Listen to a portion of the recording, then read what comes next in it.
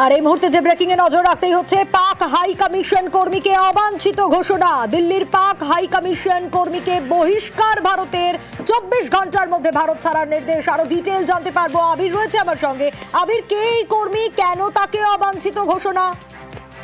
এবং বিশেষ করে কূটনৈতিক ক্ষেত্রে পার্সোনা নন গ্রাটা বলতে বোঝে এমন একজন কূটনৈতিক কর্মীকে যাকে কোনো দেশ তার দেশে অবাঞ্ছিত বলে ঘোষণা করছে, এবং এই ঘোষণার ফলে ওই কর্মীকে সেই দেশ থেকে বহিষ্কার করা হয় এবং তার কূটনৈতিক সুরক্ষা বাতিল হয়ে যায়।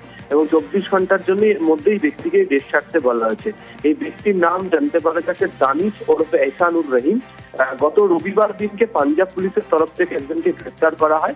তাকে গ্রেফতার করে জানতে পারা যায় যে হাইকমিশনে দিল্লিতে থাকা পাকিস্তান হাইকমিশনের এমন একজন ব্যক্তি রয়েছেন যার কাছে তিনি সমস্ত তথ্য পাঠাচ্ছিলেন এবং ভারতীয় সেনা সম্পর্কে কিছু সেন্সিটিভ তথ্য তারা সংগ্রহ করছিলেন।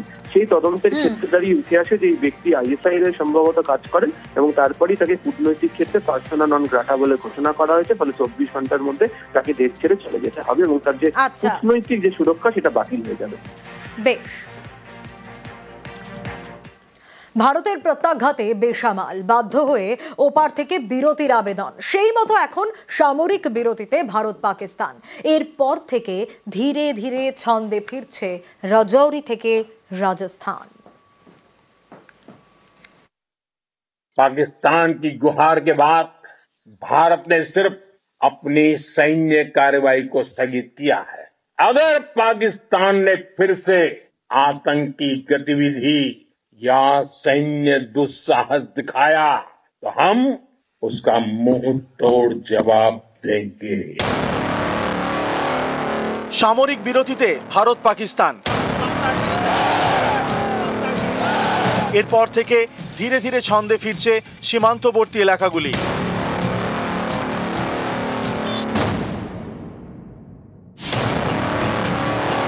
কদিন আগেই ওপার থেকে ধেয়ে আসছিল গোলাগুলি, পাল্টা জবাব দিচ্ছিল ভারতীয় সেনাও।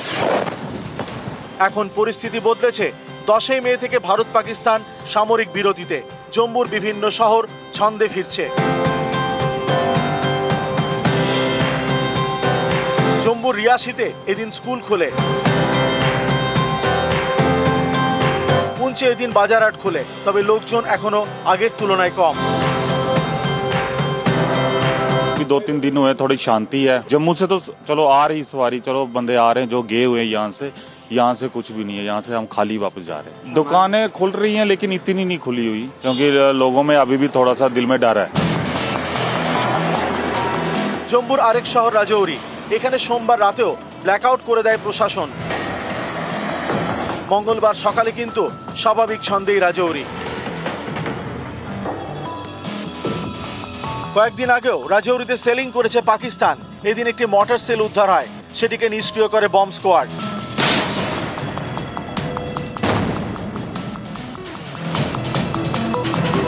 সোমবার থেকে দেশের 32টি এয়ারপোর্ট আবার স্বাভাবিক পরিষেবা চালু হয়েছে। এই তালিকায় রয়েছে কাশ্মীরের শ্রীনগর বিমানবন্দরও। সোমবার রাতে ব্ল্যাকআউট হয় পাঞ্জাবের অমৃতসরে। মঙ্গলবার সকালে অবশ্য অনেকটা চেনা ছন্দে।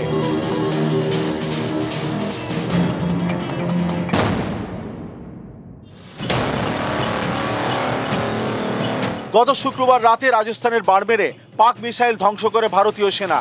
এই বাড়মেরও ফিরছে চেনা ছন্দে, খুলেছে স্কুল, বাজারহাট। নিউজ 18 বাংলা।